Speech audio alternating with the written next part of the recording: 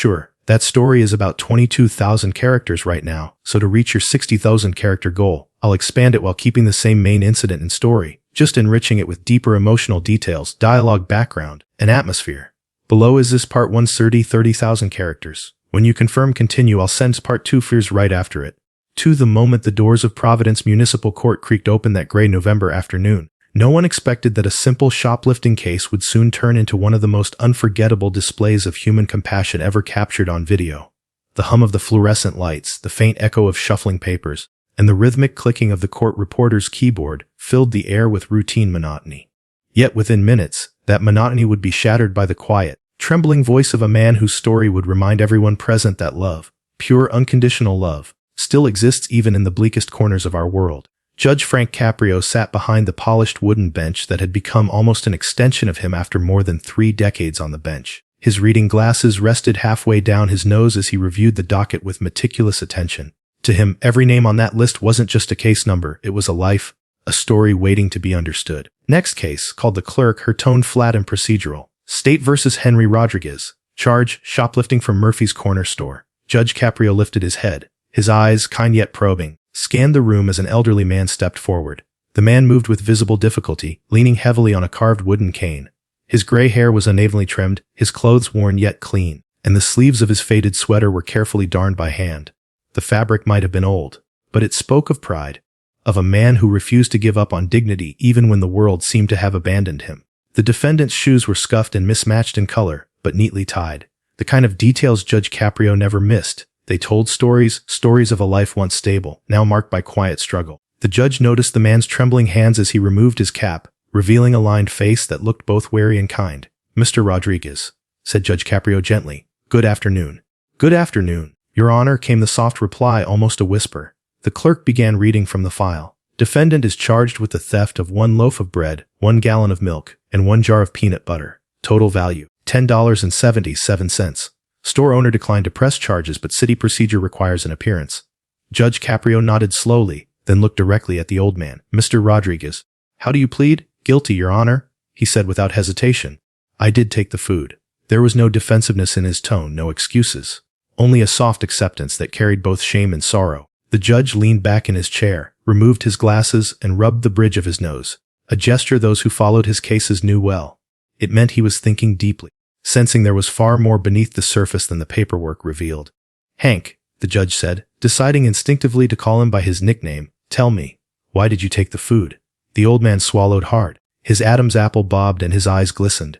For a moment he seemed to be fighting an invisible battle inside himself, a battle between pride and desperation. Then, in a fragile voice that trembled like thin glass, he began to speak. "Your Honor," he said, pausing as if searching for the right words. "I haven't eaten properly in 4 days. But that's not why I took it."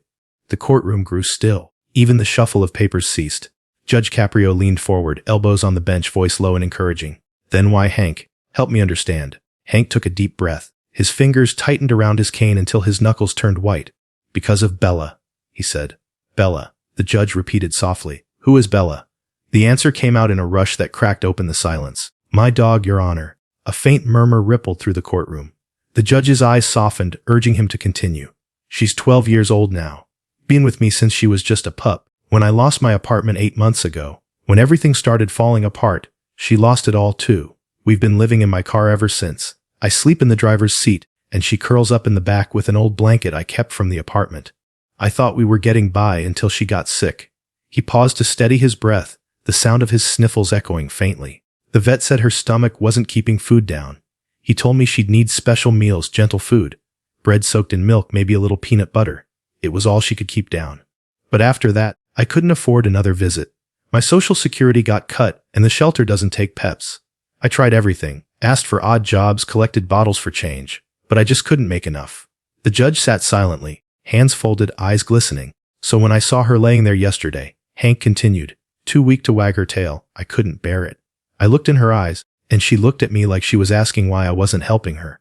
I walked into Murphy's, saw the food, and I took it. I knew it was wrong. But I thought maybe if she could just eat something, she'd feel better." At that, Hank broke down completely, shoulders trembling as tears streamed down his face. No one in the courtroom moved. Even the bailiff looked away, his jaw tight. Judge Caprio took off his glasses again and wiped his own eyes with a handkerchief. For years he had seen human pain in every shape and form. Anger, fear, guilt. But what he saw now wasn't criminal at all. It was love in its purest, rawest form. "Hank," he said softly, "where is Bella now?" "She's in the car, Your Honor," Hank said, sniffing. "In the courthouse parking lot." I cracked the window open. "She gets nervous when I leave." The judge hesitated for a moment, then turned to the bailiff. "Officer Rodriguez," he said firmly, "would you escort Mr. Rodriguez outside to bring Bella in? I think she should be part of this hearing."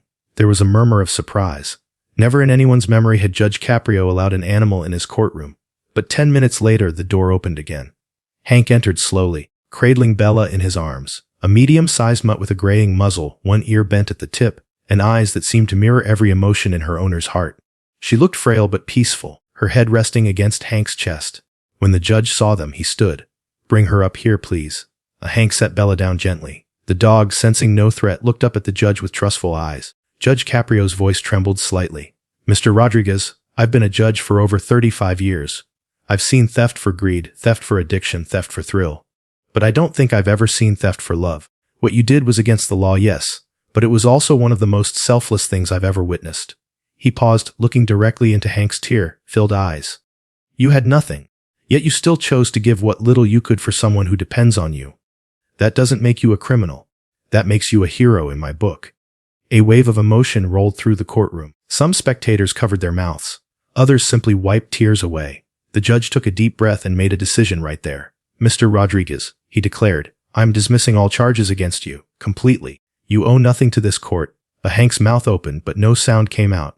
His lower lip quivered. "But that's not all," the judge continued. "This court will be contacting the Providence Animal Hospital to arrange full medical care for Bella at no cost to you. We'll also work with Catholic Social Services to secure housing so you two never have to sleep in your car again." The courtroom erupted in applause, but the judge wasn't finished. "And one more thing," he added. "Mrs. Murphy from the corner store. She heard your story and has offered to provide you with groceries every month for as long as you need them. She wants you and Bella to know that you're part of this community, not outside it." At that, Hank covered his face with his hands and sobbed openly. Bella, hearing his voice break, placed her paw on his knee as if to comfort him. The small gesture sent another ripple of tears through the audience. Judge Caprio stepped down from his bench, kneeling beside Bella. He stroked her head gently. "Bella," he said softly, "you've got a guardian angel here. He's the kind of man who gives even when he has nothing. That's what real love looks like." The cameras captured every second. The frail man, the aging dog, and the compassionate judge kneeling beside them. It would later become one of the most shared courtroom moments on social media, viewed by millions around the world. Yet for those who were present that day, it wasn't a viral video. It was a moment of revelation, a reminder that laws may govern behavior, but compassion redeems humanity. When the gavel came down, the sound wasn't one of judgment. It was one of healing. Outside the courthouse that afternoon, the autumn wind had picked up. Hank emerged with Bella tucked under his arm, and for the first time in months, his steps felt lighter. Strangers, people he'd never met, approached him to shake his hand, to slip folded bills into his palm, to offer words of encouragement. "Hang in there, brother," one man said. "You and Bella stay strong," whispered another woman, crouching to pet the dog. Later that evening, local news stations aired the footage. The clip spread across social media like wildfire. Comments flooded in, people moved to tears, strangers offering donations, animal shelters pledging support. Within 24 hours, a GoFundMe created by a viewer surpassed 100,000. But when reporters found Hank the next day sitting outside a temporary shelter with Bella at his feet, he didn't talk about money. "All I ever wanted," he said quietly, "was a warm place for her to rest and something decent for her to eat. The rest is more than I ever dreamed." That night, he checked into a small motel, courtesy of Judge Caprio's staff, and for the first time in 8 months he slept in a real bed. Bella lay curled up beside him, breathing evenly. The streetlights flickered outside the window, and as Hank reached out to rest a trembling hand on her fur, a single tear rolled down his cheek, not of sorrow but of gratitude. For the first time in a long while he whispered, "We're safe, girl. We're really safe." What Hank didn't know then was that this was only the beginning. His story and Bella's would spark something much bigger than either of them could imagine. Kuti end of part 1 continue. Kuza in the days that followed, Hank's story spread across the internet like a flame carried by kindness. Clips of his trembling confession and Judge Caprio's emotional verdict flooded social media feeds. News anchors struggled to keep their voices steady as they retold the account of a 73-year-old man who had stolen food not for himself but for his sick dog. It wasn't just a viral moment. It was a mirror reflecting back at millions of viewers the compassion they'd forgotten the world could still hold. Within a week, envelopes began arriving at Providence Municipal Court from every corner of the country. Some contained checks, others cash, and many were filled with handwritten letters. I watched the video with my kids. One mother wrote, "We cried together and donated in Bella's name." A retired veteran enclosed $50 and said, "Tell Hank that he reminded me what service really means." A child's letter in crayon read, "Dear Mr. Hank, I hope Bella feels better. You're a good person." Judge Caprio's office created a special file to handle the overwhelming response. The local postmaster said he'd never seen anything like it. Mailbags labeled Hank and Bella. Before long, the GoFundMe total reached over $150,000. When the judge called Hank to tell him the news, the old man was silent for several moments before answering softly, "Your Honor, I don't even know that much money exists." The first thing arranged was proper medical care for Bella. Dr. Sarah Martinez, a veterinarian who had seen the news clip, offered her services for free. When Hank carried Bella into her clinic, she immediately began an exam and scheduled tests. The results surprised everyone. "She's not dying, Mr. Rodriguez," Dr. Martinez told him with a smile. "She's malnourished, yes, and her stomach's irritated. But with medication and the right food, she'll recover completely." Tears welled up again in Hank's eyes. "So she'll make it?" "She'll make it," the doctor assured him. "Thanks to you." While Bella began her recovery, social workers coordinated through Catholic Social Services and the Riverside Senior Living community to find Hank permanent housing. A small ground floor apartment became available. A cozy space with light streaming through lace curtains and a little garden behind the building. When they handed Hank the key, he stared at it as if afraid it might vanish. "I haven't had a key to my own door in almost a year," he murmured. Moving in felt surreal. The apartment smelled faintly of fresh paint, and for the first time in months, he could boil water without using a camp stove. Bella explored every corner, tail wagging weakly but steadily. On the first night, Hank laid her blanket near the heater and whispered, "Welcome home, girl." Over the next several weeks, he settled into a gentle routine. He'd walk Bella through the courtyard each morning, nodding at neighbors, many of whom recognized him from the news. People would stop to talk, often slipping treats to Bella or asking how they were adjusting. He answered every question politely but modestly, still embarrassed by all the attention. "I didn't do anything special," he told a local reporter who visited. "I just did what love told me to do." Yet, the impact of his act continued to ripple outward. Letters kept coming, some containing donations, others containing stories of pets who'd saved their owners' lives. Teachers showed the courtroom video in classrooms to discuss empathy. A local high school launched a fundraiser for an animal shelter and called it the Bella Drive. When spring arrived, Bella had regained her strength. Her coat gleamed in the sunlight, and she had the lively bounce of a younger dog. Hank started volunteering at the same shelter that had once turned him away for having a pet. He spent hours cleaning kennels, walking dogs, and quietly paying forward the compassion that had been shown to him. That's where Mrs. Murphy, the store owner, found him one afternoon. She had been following his progress and wanted to see him in person. As she approached, Hank straightened awkwardly, uncertain of what to say. "Mr. Rodriguez," she said gently, "I came to apologize. I thought I was protecting my business by calling the police that night. I didn't realize I was meeting one of the kindest souls in Providence." Hank shook his head. "You don't owe me any apology, ma'am. You gave me food that night, even before the judge's help." "That's what I remember." Murphy smiled, eyes misty. "Well, consider this a promise. From now on, every week you and Bella will have a basket from my store, no charge." Hank tried to refuse, but she waved him off. "It's not charity, it's gratitude." Soon the baskets became bigger. Fresh bread, fruit, sometimes little gifts for Bella. Hank, being Hank, didn't keep it all. When he learned that several other elderly people in the neighborhood were living out of their cars with pets, he began sharing his groceries. It started small, a loaf of bread here, a can of soup there, but it grew quickly. By summer, his apartment had turned into an informal gathering place for people on the margins. "Come by on Thursdays," Hank would tell them. "We'll share what we've got." On those evenings, 6 or 7 people would crowd around his small table while Bella dozed nearby. They'd eat, talk, and for a few hours forget their hardships. Hank kept a notebook with names, phone numbers, and notes about each visitor. John, Vietnam vet, looking for housing. Claire, needs pet food assistance. Marvin, cat named Boots. When Judge Caprio heard about this, he visited personally. The sight that greeted him nearly brought him to tears again. The tiny apartment was full of laughter, clinking dishes, and the smell of warm soup. Hank stood at the stove wearing an old apron that said, "Best dog dad ever, a Mr. Rodriguez." The judge said, shaking his head in amazement, "I thought you were the defendant I helped. Turns out you're the one helping half the city." Hank chuckled shyly. "Your Honor, when people help you, you help others. That's how it works." By autumn, Hank's modest efforts had turned into an organized outreach known as the Hank and Bella Network. Local churches and shelters joined in, donating food and blankets. Veterinary students volunteered free check-ups for pets belonging to the homeless. Reporters covered the story, and soon the city council invited Hank to speak at their community service meeting. Standing at the podium, Hank's hands trembled as he unfolded a piece of paper. "I don't know much about speeches," he began, "but I know what it feels like to be hungry and scared. And I know what it feels like when someone sees you, really sees you, and helps without asking what you can give back. That's what Judge Caprio did for me. That's what I'm trying to do for others." The audience rose in applause, some cheering through tears. The council voted unanimously to honor Hank with the Providence Humanitarian Service Award. When he accepted, he said simply, "This isn't my award, it belongs to Bella. She taught me what loyalty really means." Martinez attended the ceremony, bringing Bella a small silver tag engraved with the words, "Faithful Friend."